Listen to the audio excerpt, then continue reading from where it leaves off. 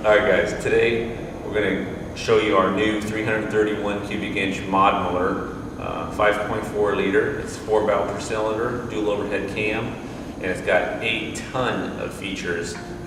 This particular engine is going in a car called Code Red. I want to point out a couple of things that we've done, so here we go.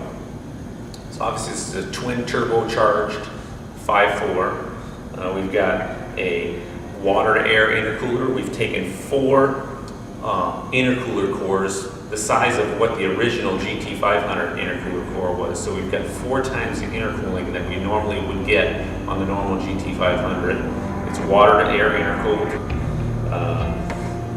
We've made our own, completely from scratch, billet intake, which has got the octane on demand setup on it. It's got dual injector per cylinder. The throttle linkage is built in.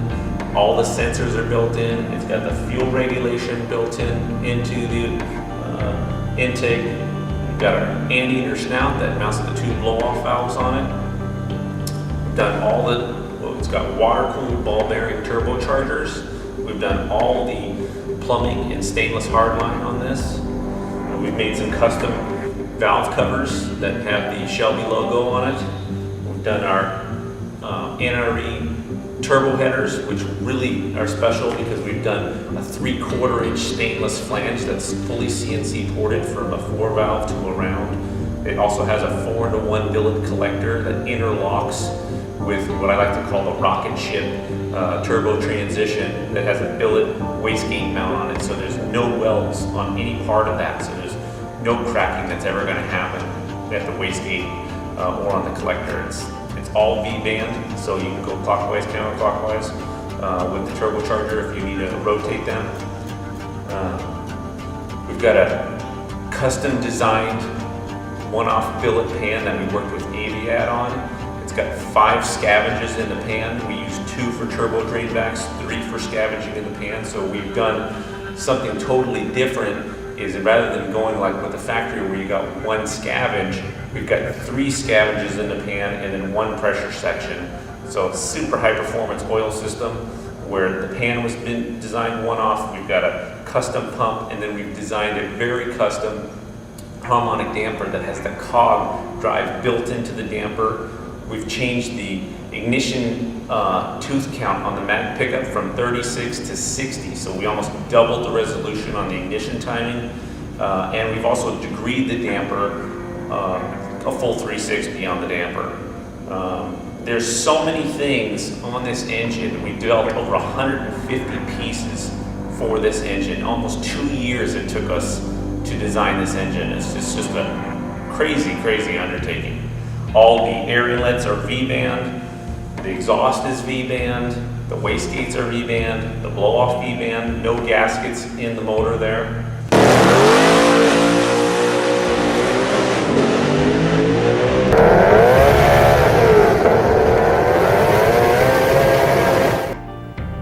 And it's just been an intense process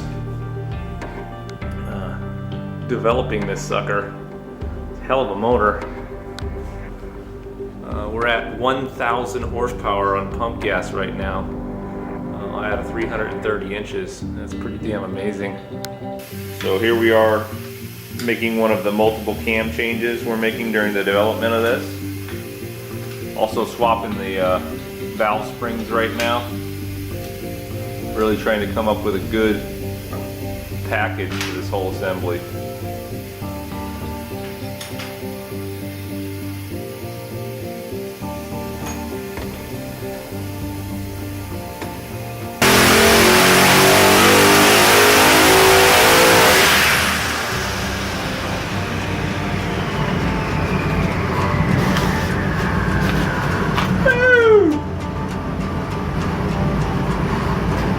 $1,109 horsepower, 1,062 foot-pounds. Look at that.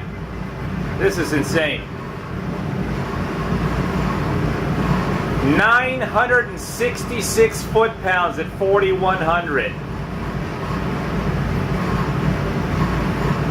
crazy.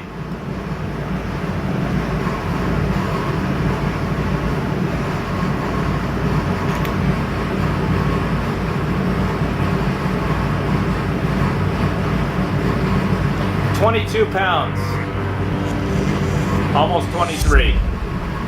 Air fuels in the 11th. Stout.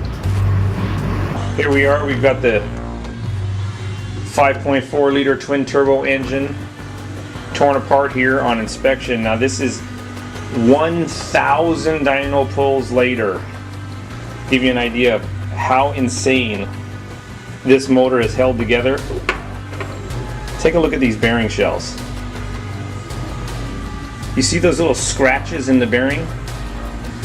That's actually the dial bore gauge when we checked it and put it together 1,000 pulls ago. I mean, it's basically brand new after 1,000 pulls at above anywhere from 1,000 to 1,400 horsepower. Totally insane. Check out the skirt wear. There's basically none. No skirt wear. You don't see any combustion getting by to the second ring. I mean, this is one seriously beef combination that we've put together. The factory pistons, I mean, they hold up reasonably well, but nothing like this. Nothing like this. Let's go take a peek at the main bearings. I mean, just awesome. Awesome. Thrusts. Look at the thrust. It's like we can even put it inside the motor. It's insane.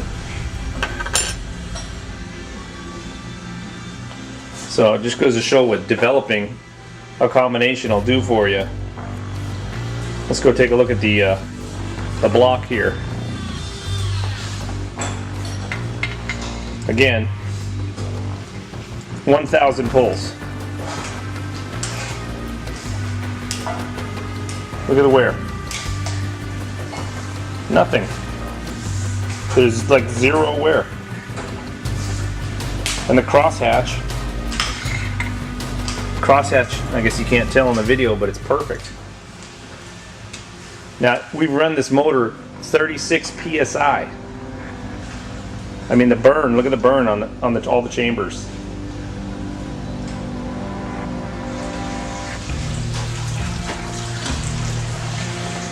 So I just wanted to add that into the video just to show you guys how good and strong this combination. I mean, look at it. I mean, it just burns complete on the top of the piston. It's really nice. Even the ring, if we can get a view of it. Let's see. Wipe some of this. I mean, no flaking. The second ring is seated perfect. You can see where the top ring is seated. It's just gorgeous. So, pretty nice.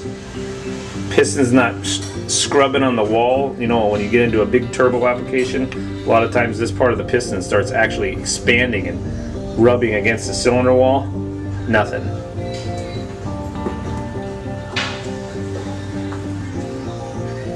I want to show you some of the rod journals here.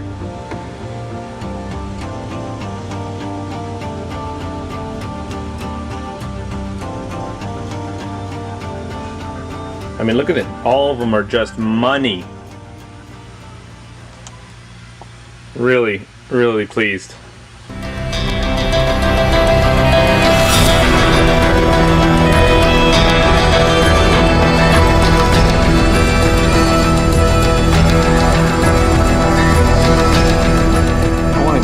Show you some of the trickness. Now this is the stainless header flange that we're using on this. You can see that this is almost an inch thick, and we register the pipe on this counter bore, and then we CNC port the exhaust port into the round, so it has a nice transition. So it's going to stay flat, it's going to perform well, and it's just not going to warp. So that's part of the header flange. Basically, this is the 4-to-1 collector off of it, right here, basically. This transitions into this billet turbo transition, basically, and that's, you know, you're looking at that part there, although this gate attachment is a little different.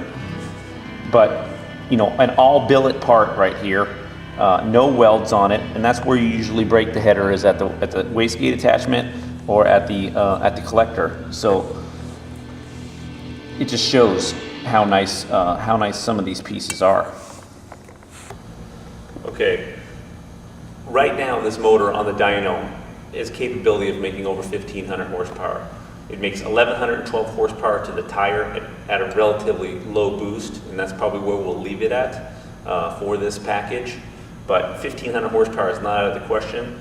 And in high gear, when we tested it in the car, we could smell the clutch smoking, even with the twin disc clutch. So we had this clutch specifically made for us by a company called RPS. It's a triple disc carbon on carbon, patented, and it comes with a flywheel. And I just want to show you just how insane this clutch is. This whole package is engineered. It's not just the engine it's not just a bolt-on in the engine. It's an engineered system. We have a twin Ron Davis radiator that we went through all sorts of testing on. We've increased the pulley ratios to increase the water speed in the engine. Comes with a Tranzilla 6-speed, has a quick time scatter shield, has a custom drive shaft, Curry 9-inch, 31 spline axles, all Shelby suspension, upgraded brakes, 10-point cage. This car is business. But let's go back to the clutch and take a look at the insides of this clutch. So it's got a billet hat, and then the discs are carbon on carbon, which Rob has patented the deal. We've got the billet hat off. I want to show you the actual disc assembly in this thing. Now again, this is rated to 1,500 wheel horsepower. Is what this clutch is rated to.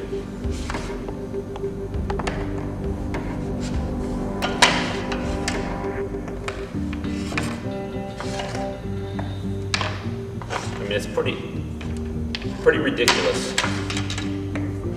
This thing is gonna, if you slick this car up, it's gonna happen. It's not gonna sit there and burn the clutch up. The carbon is replaceable on the flywheel and riveted onto the billet hubs. Pretty trick piece. Again, engineered solely for this project.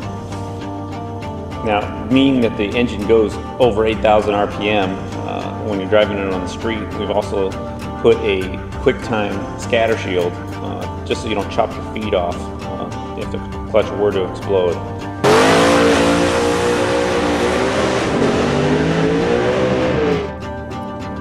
The engine's also equipped with a 4-stage dry sump system. It's all plumbed into this billet oil pan, which we'll show you some details on, and this custom harmonic damper that's got the cog built into the damper itself in the back. It also has a trigger wheel cut into it and a serpentine drive for the accessories. We've changed the resolution almost double on the timing accuracy here. This is the pan that was designed for our 5.4 here, and you can see that this is something very trick, is that all the scavenges are covered. So the only thing, we've taken a keyway cutter and cut out the bottom. So all the crankcase windage is protected on the top here. You've got 5 scavenges, and then your windage screen clicks into the bottom portion of the pan, but it's an all solid, cut from a solid billet pan. You know, and it's really a way to make sure you've got oil to the motor, and again, designed for this application. We run a 20-quart system in this car. This is our water junction. This goes underneath the intake manifold and ties all the hot water. The hot water comes into here. This is your dual stage thermostat from the factory that fits into here. Here is your billet plenum lid right here. Okay, so what we've got here is we've got your fuel rail, and then we've got another fuel rail here. It's a twin injected. The engine runs on 91 octane which is your primary injector, and then under boost, the computer automatically switches the secondary on, which feeds out of a race gas cell in the car. So you've got your primary tank and then you've got a race gas cell, and that shoots gas through these injectors, and really makes for a slick piece. The beauty of this thing is it's just the ultimate drivability of it. Like, we're in first gear right now. I'm just going to short shift it into third. Doesn't even lug or anything. I'm going to short shift it into fifth. Just drives around just unbelievable, you know. We're in fifth gear right now, you know, going 40. So it's really pretty neat.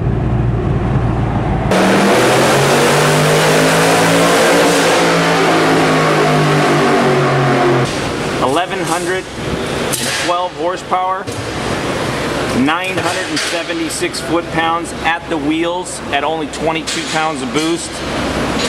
Code Red is alive and well.